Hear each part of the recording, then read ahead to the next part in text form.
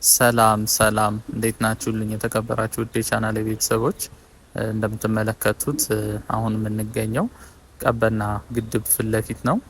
እንግዲህ ቀበና ግድብ አሁን ወደ መጠናቀቁ እንደ መቃረቡ አንጻር በጣም ብዙ ለውጦች እያሳየ ነው የሚገኘው።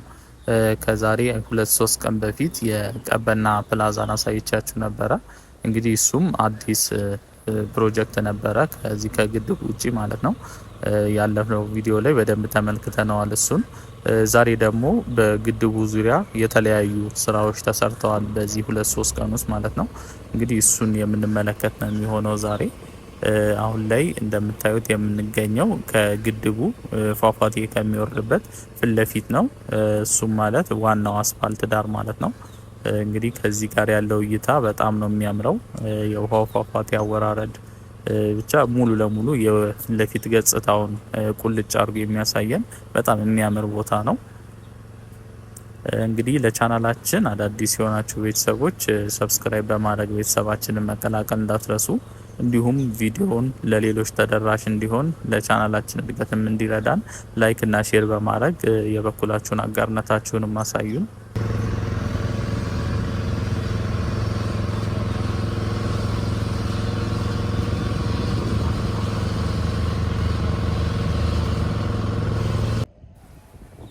ግድቡን እንደምትመለከቱት ነው።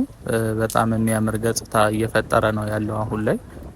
ቀደም ስንል ስናይ የነበረው እዛ አረንጓዴ ቆርቆሮ የነበረበት ቦታ ላይ በዛኛው ሳይዱ ነን ነው ያኛው መንገድ ማለት ዋናው ከአደባባዩ ወይም ከመብራቱ በኩል ያለው ሳይድ ነው ያኛው። እንግዲህ አሁን ወደዚህ ወደ ጀርመን ኤምባሲ በኩል ባለው በትንሿ ድልድይ በኩል ነን ነው አሁን እየተመለከተን የምንገኘው። የውሃው ገጽታ በጣም ነው የሚያምረው። ውሃው ከጊዜ ጊዜ እየጸዳ እንግዲህ እየተስተካከለ፣ ከዚህ ቀደም ሽታም የተወሰነ ነበረው። አሁን ላይ እነዛ ሽታዎችም የሉትም። በጣም የሚያምር እና ውብ ስፍራ የሆነ ነው የሚገኘው።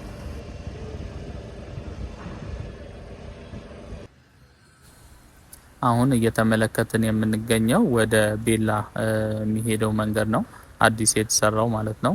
ከዚህ ቀደም ይሄ ቦታ ኖርማል ኮረኮንች አይነት መንገድ ነበር። አሁን እንግዲህ ደረጃውን የጠበቀ አስፋልት መንገድ ተሰርቶለታል። ምናልባት ከ2 ሳምንት ከ3 ሳምንት በፊት አስፋልቱ ሲሰራ የነበረውን ገጽታ አሳይቻችሁ ነበረ። አሁንም እየሄድን እንግዲህ የምንመለከተው ይሆናል። ቀበና ፕላዛ ያልኳችሁ እንግዲህ በስተ ግራ በኩል ነው የሚገኘው። ባለፈው ቪዲዮ ላይ ያላያችሁ ተመልካቾች ካላችሁ ምናልባት ወደ ኋላ መለስ ብላችሁ መመልከት ትችላላችሁ። ቻናሌ ላይ ይገኛል። የተወሰነ ስለ ፕላዛው መረጃ ለመስጠት ያክል እንግዲህ በውስጡ ብዙ ነገሮችን ያካተተ ፕላዛ ነው። የተለያዩ የሾፒንግ ሱቆች አሉት። የጊዜ ማሳለፊያ ግሪን ኤሪያ እና የአንደርግራውንድ ፓርኪንግ ኤሪያም የተካተተለት በጣም አሪፍ የሆነ ፕላዛ ነው። እንግዲህ አሁን ላይ ስራ አልጀመረም። ግድቡ ሲመረቅ አብሮ ስራ የሚጀምር ነው የሚሆነው።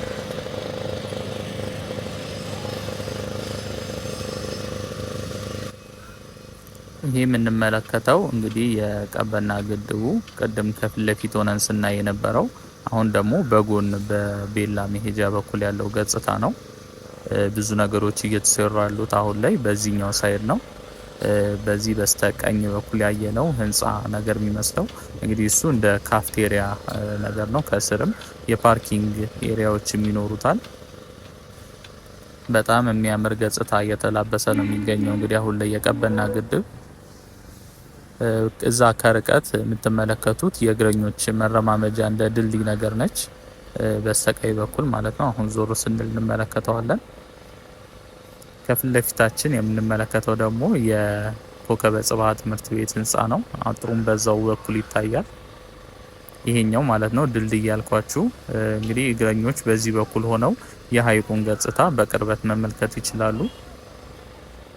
የጀልባ ጉዞ ሲጀመርም እንግዲህ በጣም የሚያምር ገጽታ ነው የሚኖረው። ይሄ አካባቢ ከተወሰኑ ወራት በፊት እንግዲህ ግድቡ የተጀመረው ወደ 6 ወር 7 ወር ቢሆነው ነው። ያኔም እንዲሁ ቪዲዮ ሰርቼላችሁ ነበረ። ውሃ ሳይዝ ትንሽዬ ወንዝ ነበረች የምታልፍ የነበረችው። እንግዲህ በ6 ወር በ7 ወር ውስጥ ነው እንደዚህ አይነት በጣም የሚያስገርም ለውጥ አግኝቶ እንግዲህ አሁን ላይ እንደዚህ የሚያምር ቦታ ለመሆን የበቃው።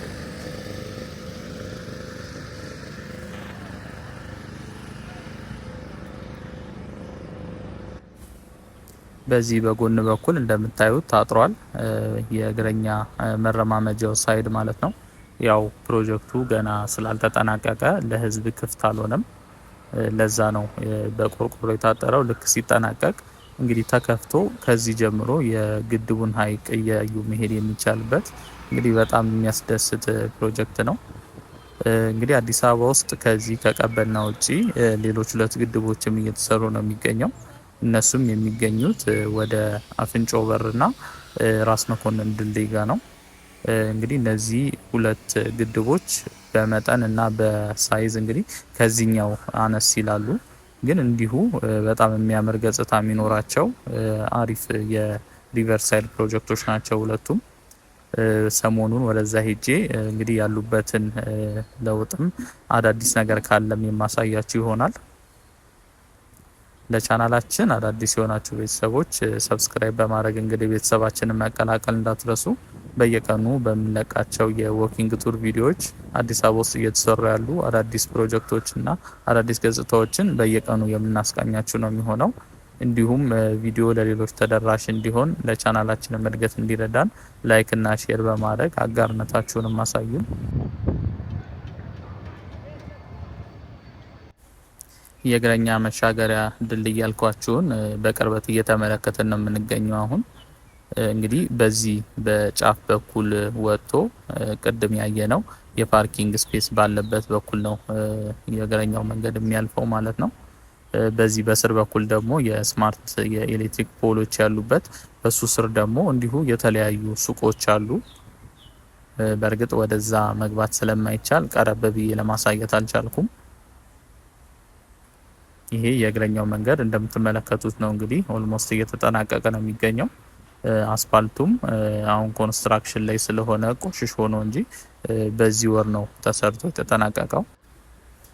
ይህን መንገድ ይዘን ቀጥታ ስንሄድ እንግዲህ የቤላ ሪቨርሳይድ ፕሮጀክትንም እናገኛለን።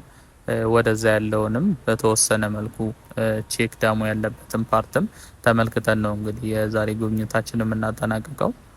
እንግዲህ እንደምትመለከቱት በጣም ብዙ ለውጦች አሉት። በቅርቡ ተጠናቀው እንግዲህ ለአገልግሎት ክፍት ይሆናል የሚል እምነት አለኝ። በተለይ አሁን ክረምት ከመግባቱ ጋር ተያይዞ ወንዞቹ ሲሞሉ ግድቡም እንዲሁ ሞልቶ እንግዲህ ሲፈስ ለማየት በጣም ጓጉቻለሁ። ክረምቱ በደንብ ሲገባ መጥቼ እንግዲህ የማሳያችሁ ነው የሚሆነው የሚኖረውን ገጽታ። ወደ ላይ ስንወጣ ደግሞ እንዳልኳችሁ ቼክ ዳም አለ።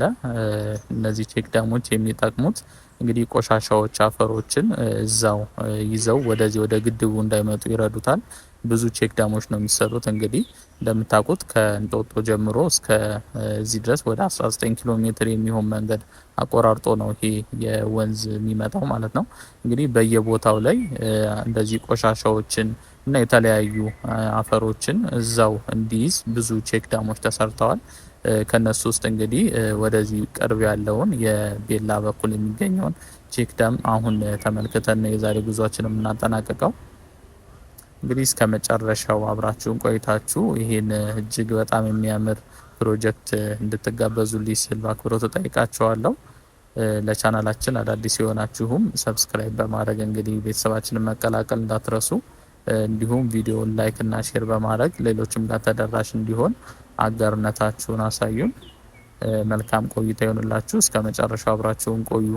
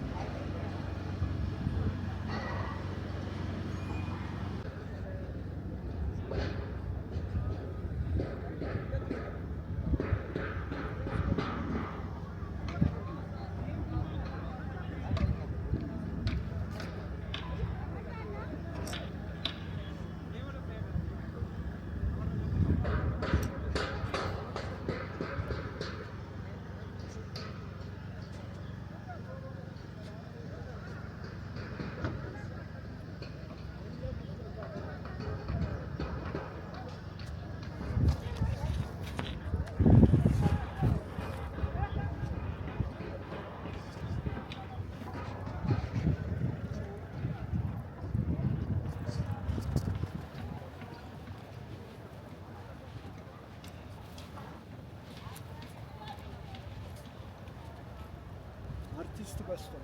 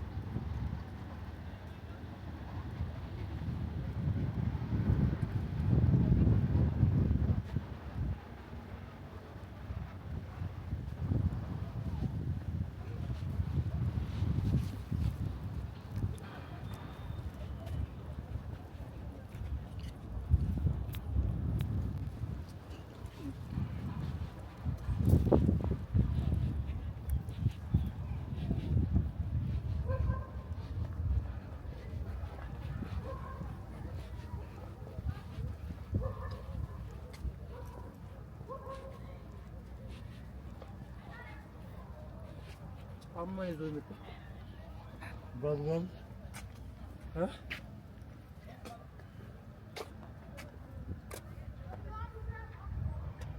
እዚህ ጋር ሙሉ እዚህ ጋር ጥርት ያለ ነው። እዛ ጋር ሳይቆይ ጫማ ይዞ ይመጣ ቆሻሻ አለው አይደለ? እዛ ጋር ቆሻሻ አለ። እንጨቱ ገድቦት ነው እዛ ጋር። እዚህ ጋር ሙሉ ጫማ ይዞ ይመጣ። ይሄኛው ዘመን ይገርማል። ሙሉ ስለሞላ እኮ ነው። ስለሞላ አሪፍ ነው። እንደዚህ ነው። ያምራል፣ በጣም ያምራል። ጥርት ሲል አዎ፣ ስራትም አለ። ክረምት ሲመጣ ደግሞ ክረምት ሲመጣ አሁን አይገኝም። ሙልት ነው የሚለው መሻገሪያም የለው። ክረምት ሲመጣ ኃይለኛ ዝናብ ተመጣ በጣም እንትን ይላል፣ ይሞላዋል ራሱ። አይ አሪፍ ነው፣ ያምራል፣ ብቻ ያምራል። ጃና አይታይ ጋር አሪፍ ነው። አሜን።